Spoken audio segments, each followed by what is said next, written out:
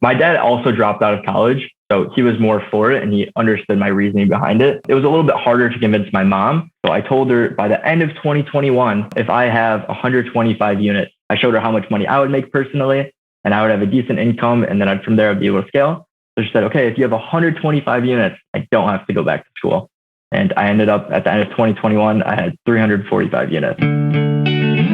Welcome to the Rental Property Owner and Real Estate Investor Podcast, brought to you by the Rental Property Owner Association, providing benefits and services to real estate investors and rental property owners for over 48 years. With your host, Brian Hamrick from Hamrick Investment Group. This episode is sponsored by Green Property Management, now offering a $250 per unit project allowance to new clients in West Michigan. Find out more at livegreenlocal.com. And RCB and Associates, helping real estate investors and small business owners navigate the complex world of health insurance and Medicare benefits at rcbassociatesllc.com. Hello and welcome to episode 322. My guest today began investing in apartments when he was 19 years old, and he's built a portfolio of 350 multifamily units with a team of 25 employees in the Lansing and West Michigan area. And here's the kicker. He's only 20 years old. Brad Simtob is the managing partner at Simtob Management and Investment. And he's also a Spartan who graduated from Michigan State University in 2021. Brad, welcome to the show. I actually did not graduate from Michigan State. Oh, you didn't? No. Tell us what happened.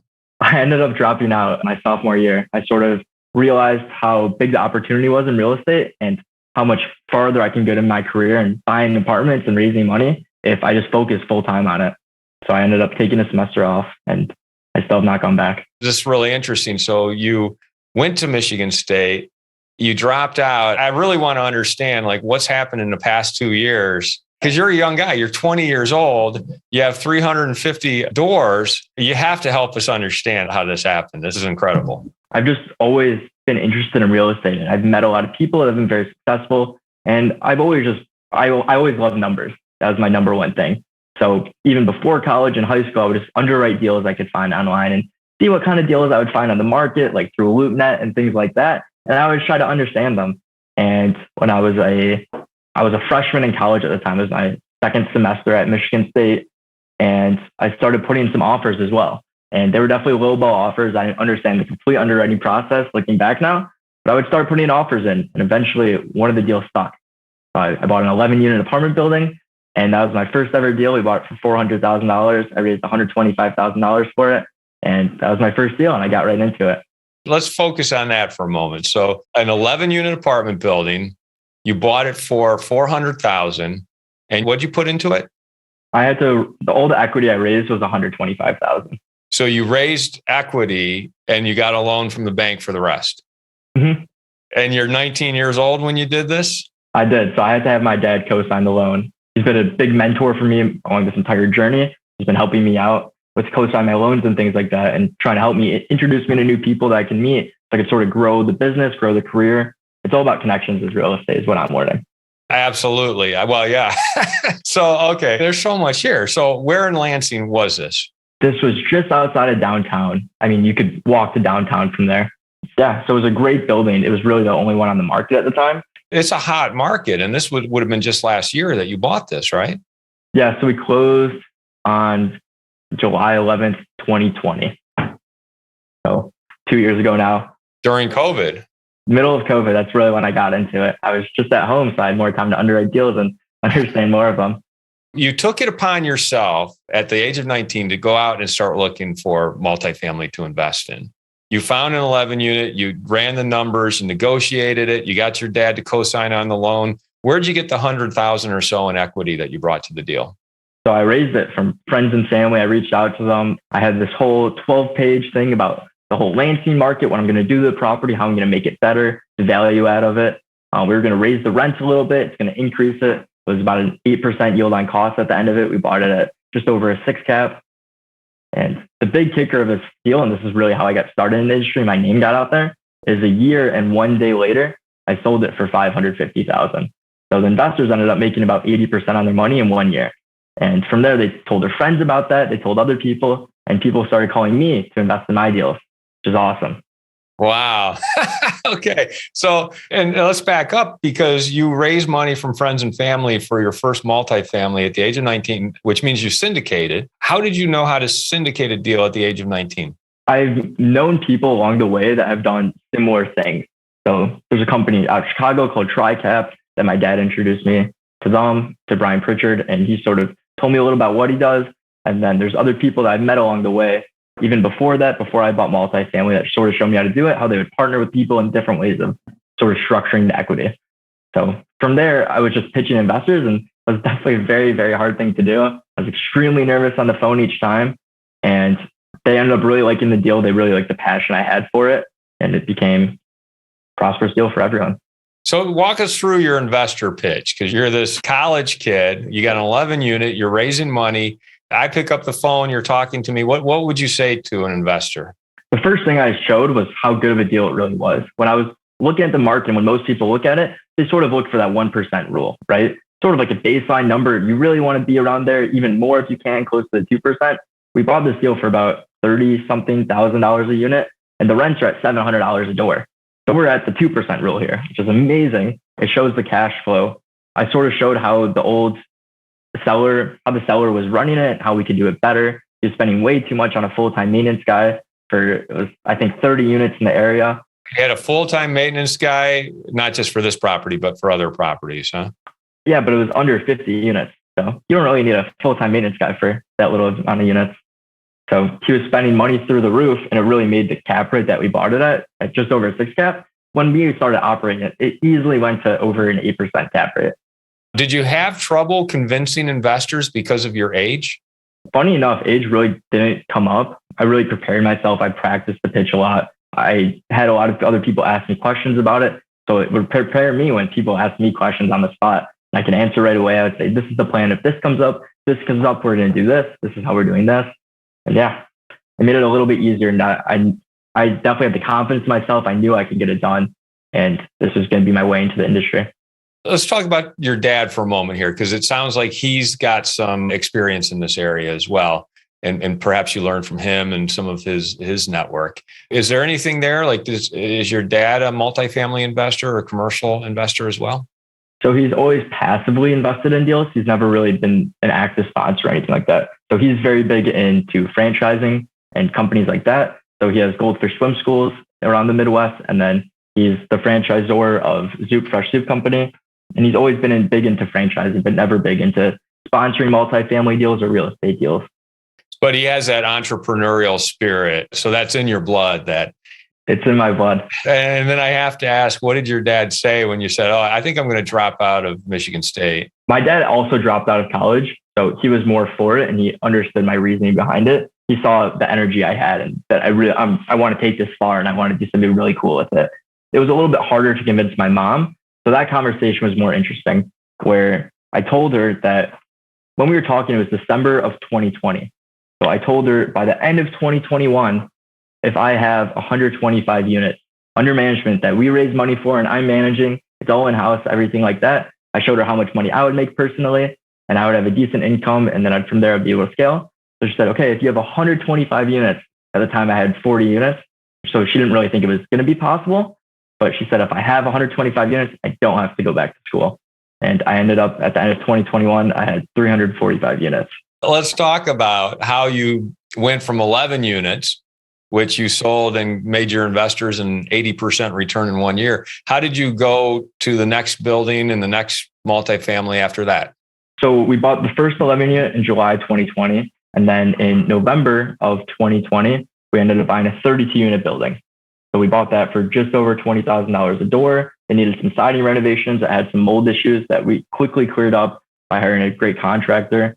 And that deal's been doing great. So we bought that. That's a really interesting deal too. We bought that for $700,000. We ended up putting about $150,000 into it. So we're all in for $850,000. And I've gotten offers in the past few months to sell it for, the highest was $1.6 million now. And I just want to hold. My goal is that if I'm going to sell any properties now, I'm going to sell the whole portfolio. That's be a very, very high number to make it make sense for me. But I'm not going to single sell off properties anymore. This was a 32 unit? Mm-hmm. So that was also in Lansing. Also Lansing. What area of Lansing? So that one was South Lansing. It was probably about a 10-minute drive from the other property. And what were some of the challenges with that 32 unit? The big one was the siding renovation, where we knew ahead of time that there was going to be mold issues, and that if we did it correctly and we tore off the wood from the building like we did, and then we put up new vinyl siding and new OSB, then we wouldn't have any more mold issues. Because the water was running, there was no gutters. So it was running into the siding that was already there inside of the building. So I had to go inside and fix all the drywall. So it was a big project to be taking on. I was prepared for it. I had a great maintenance company. I did all the property management myself still. So I had a maintenance company that was ready to help with all the mold issues on the interior, and a great siding company to the exteriors. So you brought in qualified people to take care of the physical issues, but you took on the management responsibilities. And at the age of 19, 20, I don't know how old you were at that point. What's that like? Because you're dealing with, if you're buying them at $20,000 a door, these are going to be rougher areas. These are probably C properties. Your tenant challenges are probably a little greater than they would be if you were paying $80,000 a door. How did you meet that challenge of working with the new residents that you had just inherited on those properties? I think there's a big common misconception that out there about Section 8, where in C-class properties just in general, where a lot of people have a stigma about it, where they sort of think these people, they're paying low rent, they're low income, right? They're poor, quote unquote. And I sort of look at it the other way. And yes, there's people out there that are going to mess up their units. They're going to be bad tenants. They're not going to be good people. And those people I try to stay away from. And we don't really renew their lease after that if they're being a bad tenant. But then there's also the people that just need a helping hand, help them back up. So when I was a property manager, this is really where I got my passion. I would move people in and they would tell me, I've never had a bed before. I've never had a place to stay that I could call my own. And that really touched my heart. And that's sort of my driving factor to help the people out there that don't have clean, safe, and affordable apartments. I want to be helping those people that need an extra helping hand. And I hope for them that they move out of my building one day and they move on to much bigger and better things. That's amazing what you just said. But I still have to ask, like, there are Section 8. So are you just getting paid by the government then? So about 50% of my Lansing portfolio is Section 8. Then the rest of them just pay the rent by their own. So the type of resident that has never had a bed before or a place of their own, that's close to homelessness, basically. So is the Section 8 covering the entirety of the rent? It depends on each tenant circumstance for a majority of it, but it's usually about 80 to 90% of it. And then the tenant will end up paying about $50 to $100 for the rent. As the manager, are you working closely with these residents to help them understand the responsibilities of actually living in your property? We walk them through. We have a whole move-in checklist. We have everything like that. All the rules of the building, things that you have to follow, our expectations of them, their expectations of us, just so everything's out on the table and it's very clear for everyone to understand. It sounds like you're very neat and organized and you have some systems in place. Where did these systems come from? I built all these processes. So from the beginning, I was the property manager. I was the maintenance guy. I was everything at the beginning until I had about 80 units. And then I started hiring people. So now I have 3 property managers, 3 maintenance guys, and a lot of other things going on. So from like June of 2020 to August 2020, you were doing all those things. Yeah. Because let's keep in mind, we're talking about a 2-year span here, probably at the most. You built these systems from scratch because a lot of this stuff is out there and different, there's different thought platforms where you can get a lot of this information. Where did you go for resources, or were you just making your systems up as you went along? I have Rent Manager, which is a huge property management software. There's a lot of automations in it. I absolutely love it. It'll automatically text tenants on a monthly basis, email them, things like that, which I think is great. I use that for a lot of automation. It saves a lot of time. A lot of the other systems, I would sort of figure out as things came up, right? So if there's an issue that came up and I was like, this seems like a waste of time. I feel like we could have done this better. If I explained this better at first, then this issue wouldn't arise. So from there, I would sort of talk to other property managers, other investors. I would see how they did things. I would try to understand their thought process. Maybe I would tweak it a little bit. Maybe I would use exactly what they're doing, but I'd find the best way to do it. And then I would write it down in our process books that we give to our employees. And it makes it very clear for everyone to understand. And at the same time, it sounds like you were building up your team. And talk about acquiring more properties. Like, how long did it take you to build up to 325 doors, did you say? 345. So that was about a year, just over a year and a half, roughly. How were you able to manage these properties, go out and find new ones and negotiate them and take them down? Because those are 2 very separate full-time type of responsibilities. I mean, I definitely have a great team. So my first hire was my best friend, Alec, and he's like my COO. So he really helps out with a lot of other things, and I could send a lot of tasks to him to help out with. But on the other hand, I'm also 20 years old. So I'm able to work a lot of hours. I don't really get burnt out. I can sort of work as many hours as I want. A lot of systems are in place. So a lot of the hands-on stuff, I don't really have to do as much anymore, which is great. And I can focus on new acquisitions and negotiating and things like that and meeting new people. Anyone who listens to this show knows that Green Property Management manages my entire West Michigan residential portfolio. They manage single families all the way up to large apartment complexes. Marty and his team are running a new special that I think is absolutely nuts. And I tried to tell him so, but he wouldn't listen to me. They want to offer new clients a $250 per unit project allowance to have their in-house licensed crew tackle any project, big or small, for new clients. I can tell you from personal experience that their unique management style will save you money, eliminate headaches, and increase your net operating income. You add on top of that this limited time offer of $250 per unit for new clients, and it really becomes a no-brainer. So text GREEN250 to 21000 or visit them on the web at livegreenlocal.com and tell Marty I think he's gone off the deep end with this absolutely nuts $250 offer.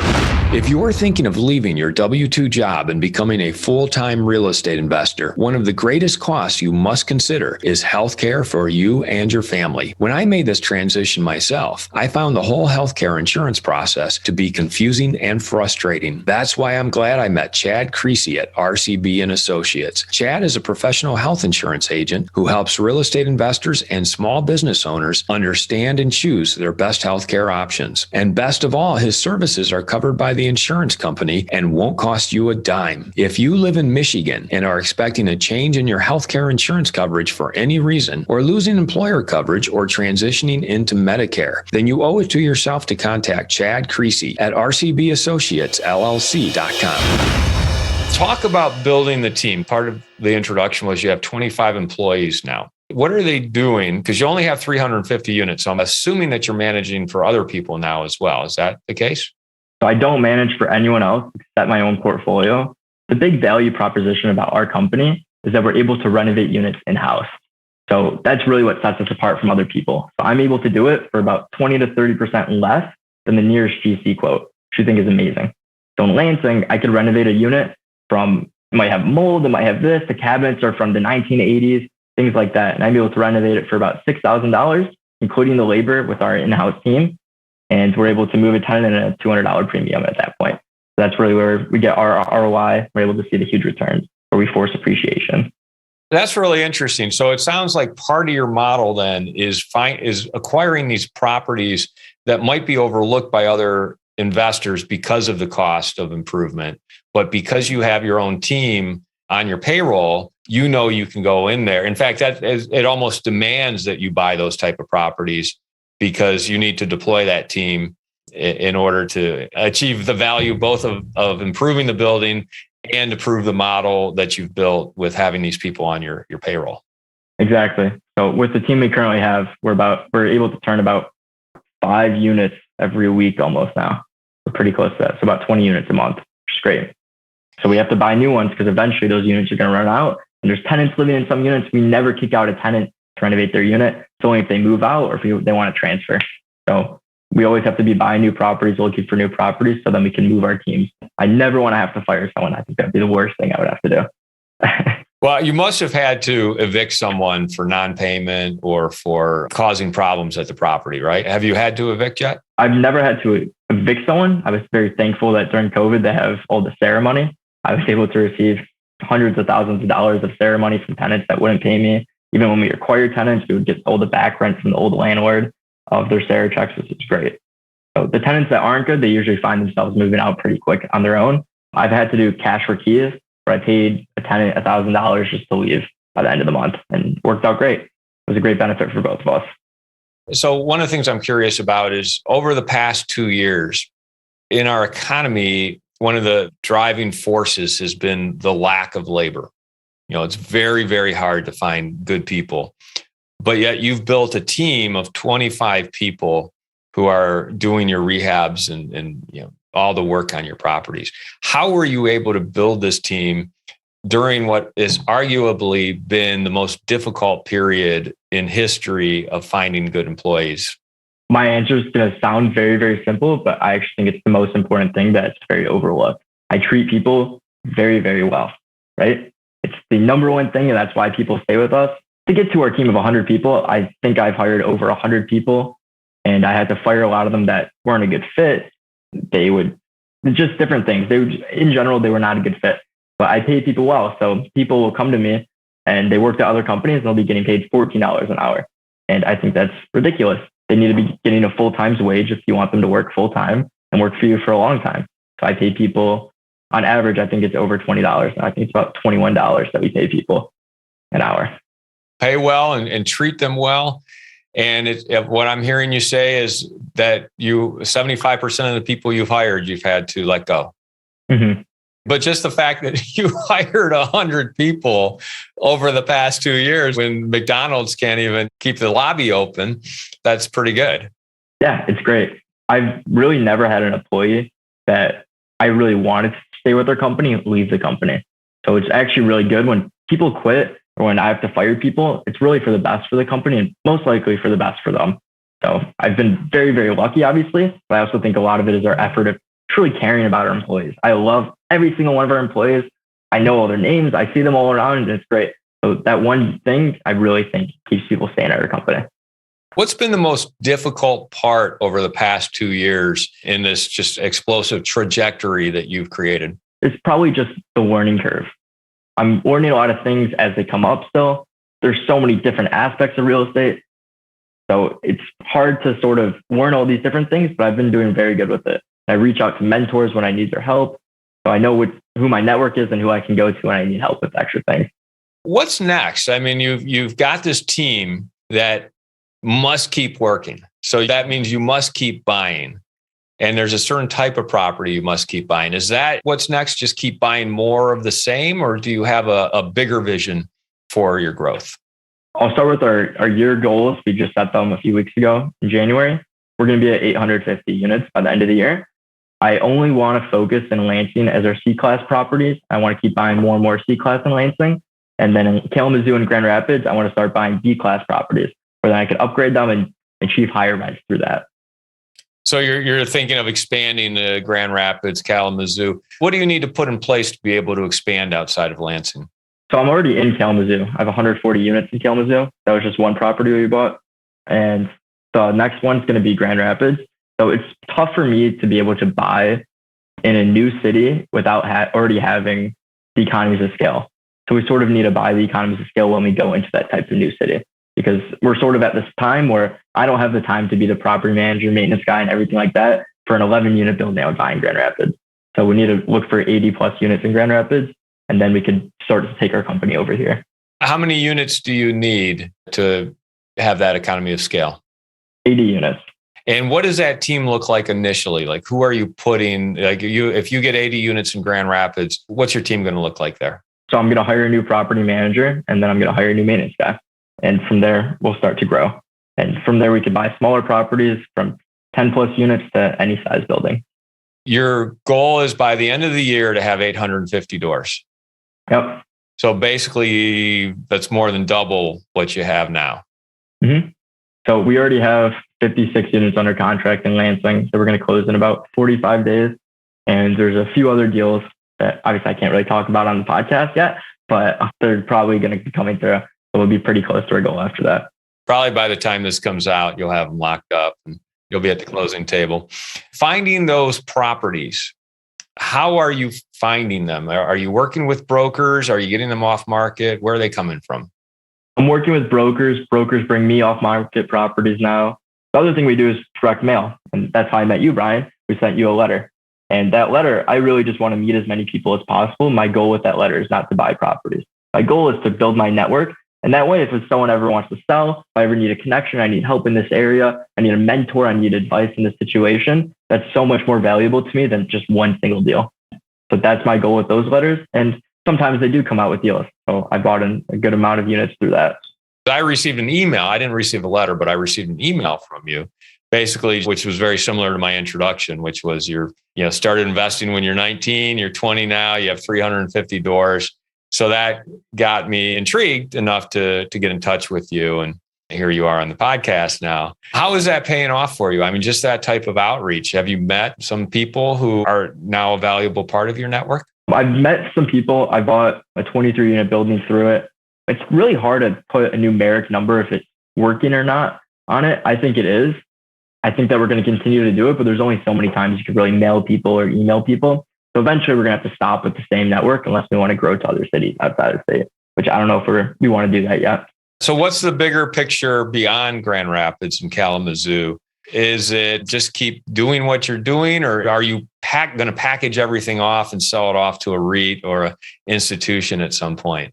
I don't want to sell anything until I'm 30. So I got another 10 years. I'll still be very young then.